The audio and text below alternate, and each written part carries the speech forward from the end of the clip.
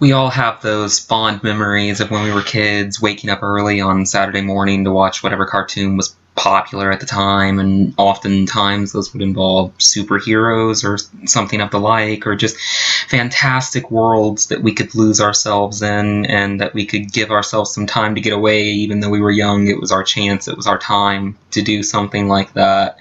And as we grow older with these, we tend to think that they're still there for just kids. They're something that we've grown out of. We're ready for political dramas or dramas that are aimed or geared specifically towards adults. But oftentimes we miss the fact that the comic books and the cartoons that we watched and read as we grew up were geared towards more than just our age group at the time. Comic books nowadays are geared towards adults just as much as they are for kids, and really you can go either way with it. Even the ones that are aiming towards a younger audience are still, they're there to piece together into a narrative that works into the comic books that are meant for an older audience and an older generation. And we're getting people in the comic book industry who are specifically there to help guide and usher comic books into this era.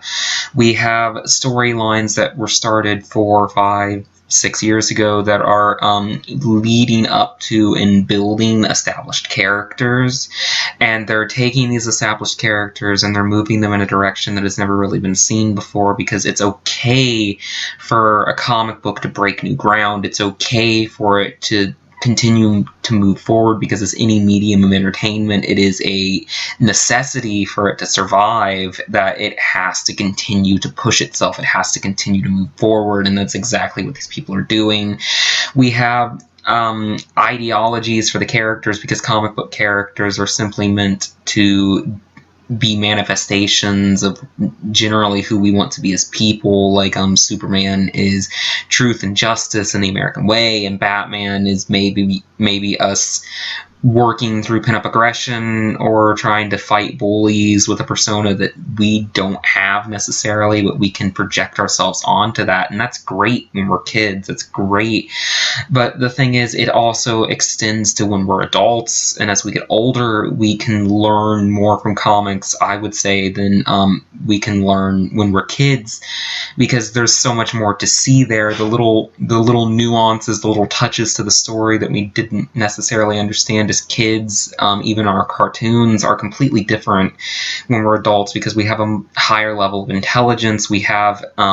We've had experienced more things in our lives, and we're just more ready and more open to different ideas and darker storylines and plot lines that really continue to advance us towards comics becoming a medium that is acceptable for both kids and for adults. And this is something that has been happening for years. We see comic books really working towards moving past some of the stigmas that they had in the very early 60s and the 70s.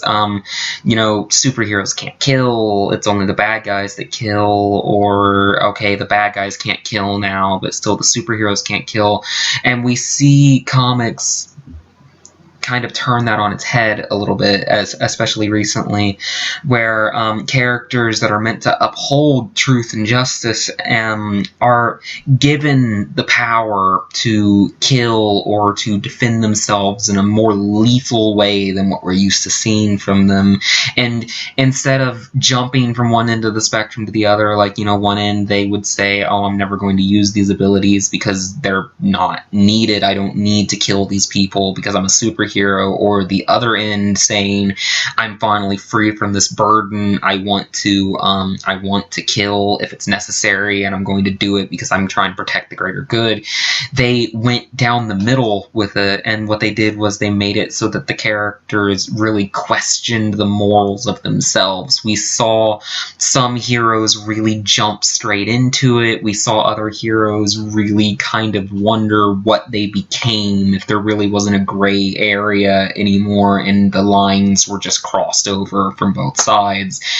And that came from a comic book. We have the morals of killing and the justification of it, if it's really right for the greater good or if it's not right for the greater good, and we see them arguing and balancing against this.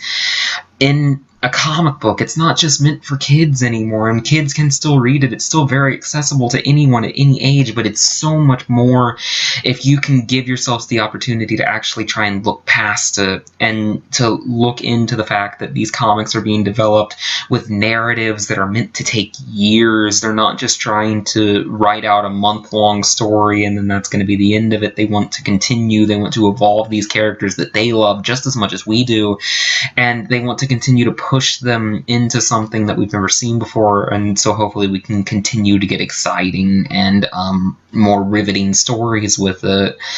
And on the same argument, it's not just comic books that are able to do that. We have cartoons that have really pushed the envelope over the past 10 years as to what is actually acceptable for just being a kid's show and for being an adult show too, because maybe even more than comics, cartoons have this horrible stigma that it's just meant for little kids and it's not something that anybody's really meant to watch. But we have TV shows, most popularly, I would suppose, for me, is Avatar: The Last Airbender, and whether you've heard of it or not, this show is something that kind of managed to bridge the gap. It started with its first season being something that was really, it was meant for kids, but you could see this kind of deeper narrative going on with it.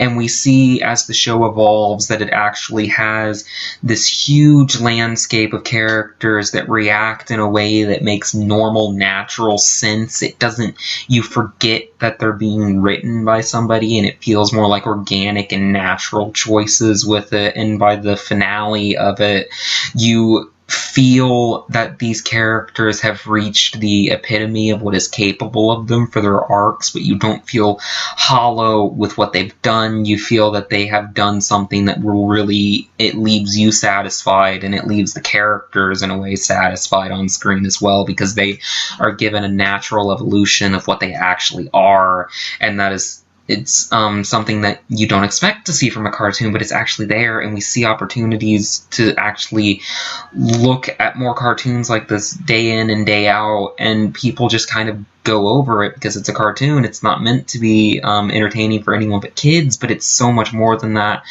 And I would hope that people can really get the opportunity to try and push the medium forward, because it's not going to be kids that push these mediums forward. It's going to be adults. So it's I would encourage you, pick up a comic once in a while. Try and give that a shot, because you'll find a narrative that you haven't seen before, and you can find the same thing with cartoons if you look deeply enough. Thank you. Have a blessed day.